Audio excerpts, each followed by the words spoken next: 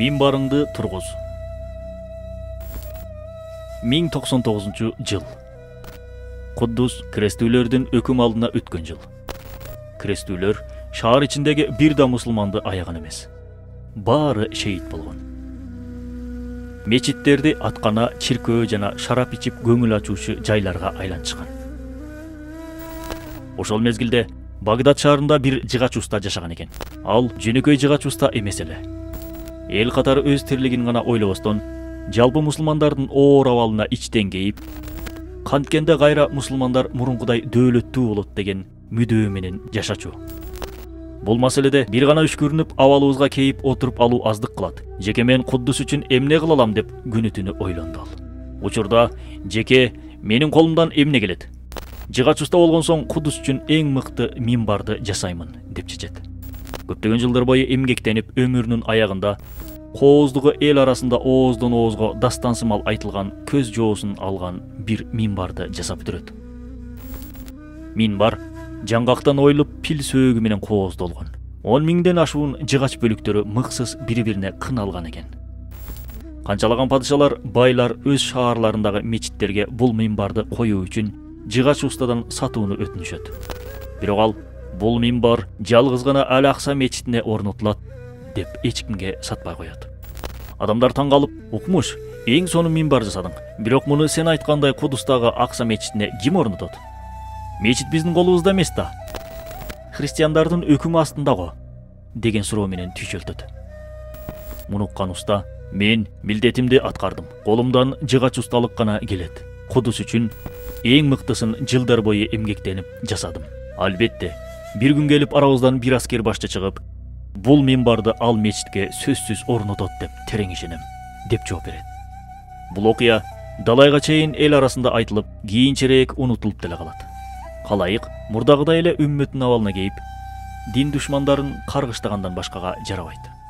Бирок Ирактын Тикрит шаарынын көчөлөрүндө ойноп жүргөн 7-8 жаштардагы кичинекей бала бул минбар окуясынан өтө таасирленет.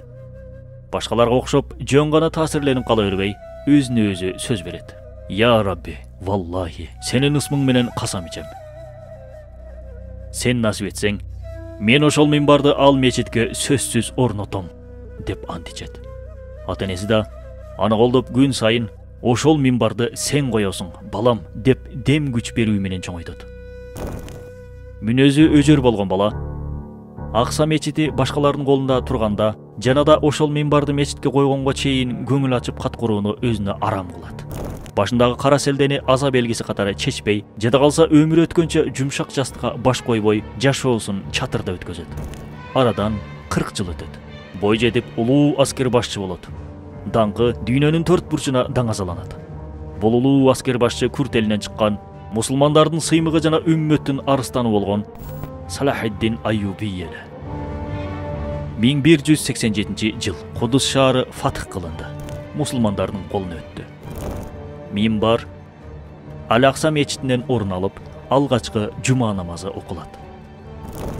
Салахуддиндин 40 жылдык мүдөөсү ишке ашат. Белгилей кетчү жагдай Кудусту фатх кылган Салахуддин Айюби бир гана аскердик парасаты менен гана эмес, айкөлдүгү менен да бүткүл Европага Саладин аты менен таанылган. Анткени бир кылым мурун крестүүлөр тарабынан өлтүрүлгөн мусулмандардын өчүн алуунун ордуна туткунга түшкөн баардык христиандарга жан соога кылат. Ал эми Салахиддин Айюбинин минбары 1969 жылдын 21 август күнү христиан экстремисттери тарабынан өрттөлгөн. 2007 жылы Иордания өлкөсү бул минбардын так көчүрмөсүн жасап, кайрадан Акса мечитине орнотту. Боордош мусулман бир тууганым, сен экөөбүз азыркы тапта олтуруп алып, Кудус үчүн, үммөт үчүн, өлкөм үчүн эмне кыла алам деп ойго батабыз. Канткенде биз мусулмандар бакубат турмуш курабыз, кантип дин душмандарынын зыянынан кутулабыз. Ата бабаларыбыз курган дөөлөттөргө кантип жетебиз? Албетте, бул маселелер куру чечендик жана кыйкырык менен ишке ашпайт. Ийгилик тынчтыкты жана мээнетти сүйөт. Колубуздан эмне жумуш келсе, ошону эң мыкты деңгээлде кылалы. Эгер сен окуучу же студент болсоң, анда окуу жайыңда эң мыкты окуучу бол. Мугалим, устаз же тарбиячы болсоң, эң акылдуу жана адеп ахлактуу окуучуларды жетиштир. Соодагер болсоң, чынчыл бол. Инженер болсоң, эң пайдалуусун ойлоп тап. Архитектор же куруучу болсоң эң бекем имарат тургуз. Дыйкан болсоң эң сапаттуусун жана даамдуусун өстүр. Дарыгер болсоң эң кесипкөй, адамгерчиликтүү бол. Аскер же укук коргоо кызматкери болсоң антыңа бекем бол.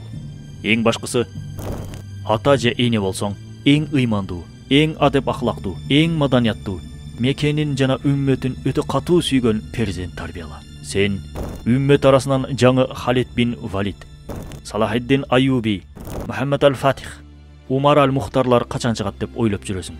Туурабы? Бир тууганым, биз өз ишибизди мыкты деңгээлде жасасак, себебин аткарсак, Аллах Таала сөзсүз арабыздан жаңы бир адилеттүү, намустуу, эрктүү башчы чыгарат. Биз жыгач устасымал үммөттүн бакубаттуулугу үчүн аракет кылсак, анын жыйынтыгын башка бирөө улантып, буйруса жеңишке жетебиз. Болгону сен минбарыңды тургуз.